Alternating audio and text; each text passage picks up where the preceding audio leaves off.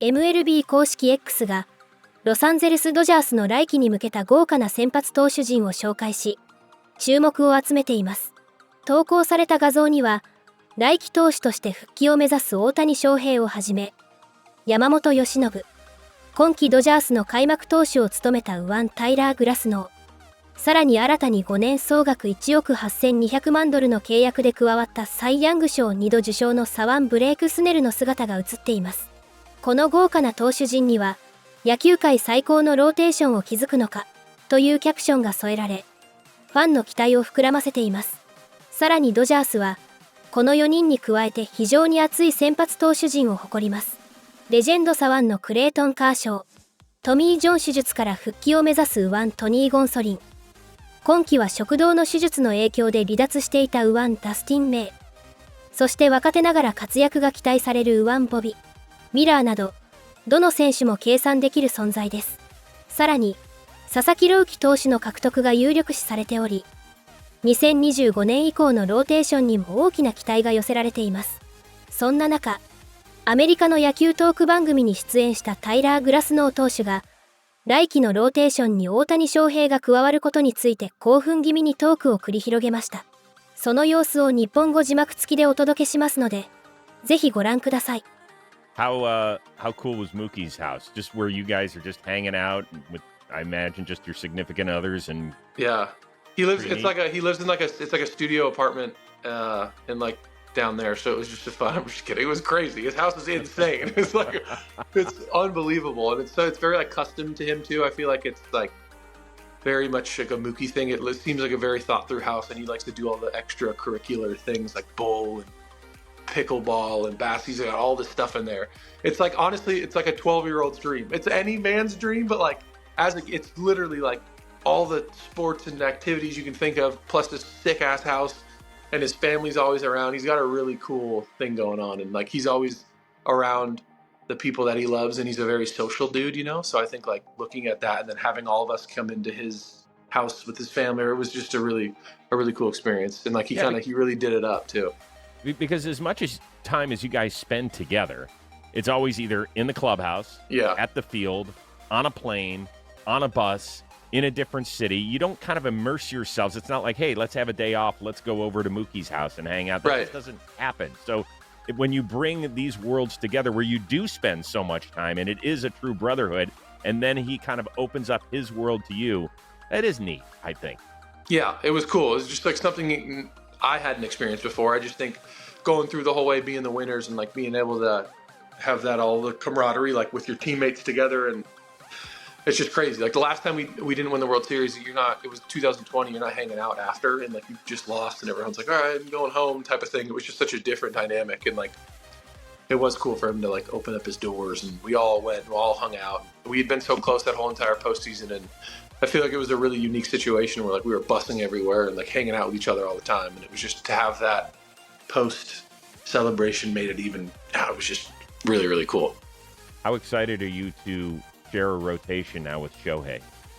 That's gonna be fun. I mean, Snell, Shohei, Yama, Bobby, Kershaw. Like, there's so many people. It's gonna be insane. Like, it's gonna be a really good rotation, and just to watch like on a daily basis, like just to watch Shohei like hit and also come back and pitch, just to see like his whole routine and like how you even tackle that throughout the course of a season. That's going to be the most interesting thing, like how the training aspect of it, you know, like what you do throughout the week. He's got it figured out, but it should be interesting for me to see firsthand. Well, yeah, because how sore are you after just a regular start? I'm more of a like the not the day after, but the following day. That's when like the soreness hits. So pretty sore. I'm so used to it that like it's hard for me to judge. Like if someone who hadn't pitched felt it would be like, wow. But it's just like, oh yeah, I'm sore. It's like you're just always sore in the same places. It kind of deviates depending on like how your mechanics were, how stressful the innings were and stuff. But nothing crazy, but definitely like you feel it. You know, when you go throw 100 pitches, like you're aware that you threw 100 pitches. And then, I mean, you're going to be amazed then when 2 days after his start, he's hitting balls 420. Like, yeah. I think it's the least talked about aspect of what he does.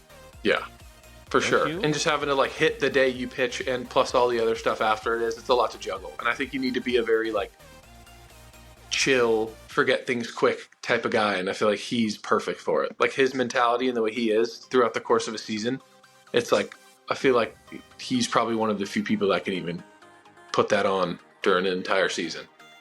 Well, now that you've had a full year with him, do guys turn into like little baseball fans when he's out there doing his thing? Like, do you guys talk to each other and you're like, this is insane? Definitely. It's always been like, I think for the most part, when you spend so much time with someone, like I don't think anyone on the team looks at Shohei like how everyone else does. You know what I mean? Like from afar, like the farther removed you are, the more like the story gets grander and grander and grander. And I think like there'll be moments in the dugout where he'll hit a ball like 119 miles per hour over the stadium, and we'll all just be like, what the like people make comments all the time, but I think because you're around him on a day-to-day basis, you become so close and like so it's just like that's Shohei. It's just a dude that's a guy on our team, but then he'll do things to remind you that like, oh yeah, that guy's really good. Like he'll just do crazy stuff. And for a lot of times, yeah, we'll watch him just do something wild, break a record or hit a ball really far, and we all kind of just look at each other like, this guy's not real. You all had a video him walking through Japan next year at the beginning of the season. I wonder how that's even going to go. Yeah, I wonder if he's going to have like 50 security guards. I don't even know if I'm going to be able to get a video. Maybe our security's probably going to hit my phone out of it.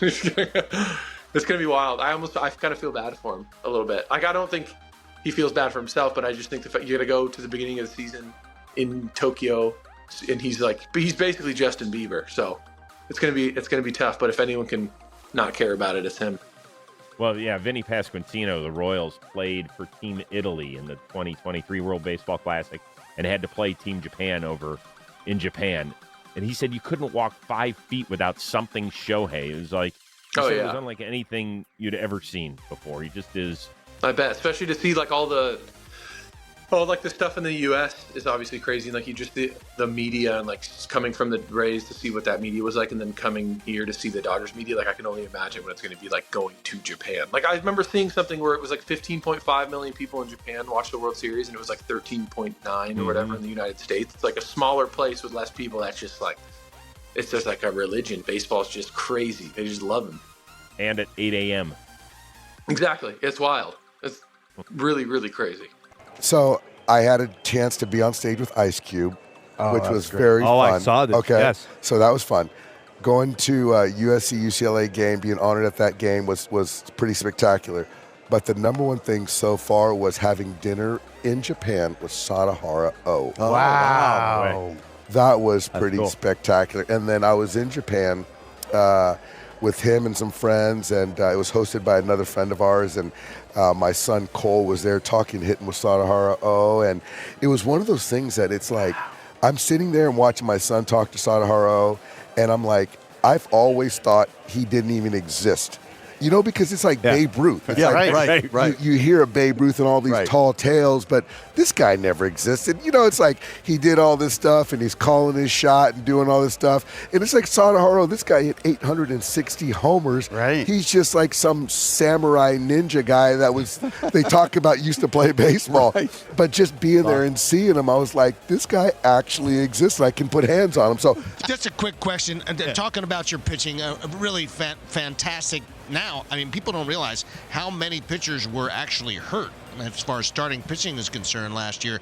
Was that the impetus behind signing a guy like Snell? And are you going to go to a six-man rotation? How is it going to work with Ohtani now part of the scheme? How does that work for Dave Roberts? Yeah, I mean, I think the six-man is what's going to happen with Yamamoto, with Ohtani, and talking through it with Blake Snell before we signed him, with Glass. You know, obviously in those funky parts of the schedule where you have an off day on Thursday and one on Monday, we'll get creative and we'll figure out ways around that, not to give guys too much. But Ohtani allows you to do that, and he allows that opportunity to run a six-man and still have a full pen. And so I do think it's something we're going to take advantage of. But with each of our guys, it's doing everything we can to put ourselves in the position to win the division, get a bye, to then have the best chance to win with the ultimate goal is obviously to win a World Series. So adding Blake Snell into the mix with our existing guys, we couldn't be more excited about. One of my favorite refrains of the postseason, Andrew, is when somebody would ask Dave Roberts about the availability of Shohei Ohtani, and Doc would just go, not available, thanks for asking. Having said that, he's going to be available at some point. Ideal time frame. When can we see Shohei on the mound? Yeah, I think from us, getting through the shoulder surgery, it's obviously non-throwing shoulder. That's progressing really well. It definitely slowed things down a little bit. But again, you could argue as we get to next November and we look back that wasn't a bad thing and how to try to manage all of this for 2025. So we won't know until he starts back in his throwing progression, until he starts back in his hitting progression to have a better feel for that. But to this point, everything's gone as well as we could hope for. 大谷翔平選手が日本時間10日に行ったオンラインインタビューでは、来季の二刀流復活に向けた意気込みが語られました。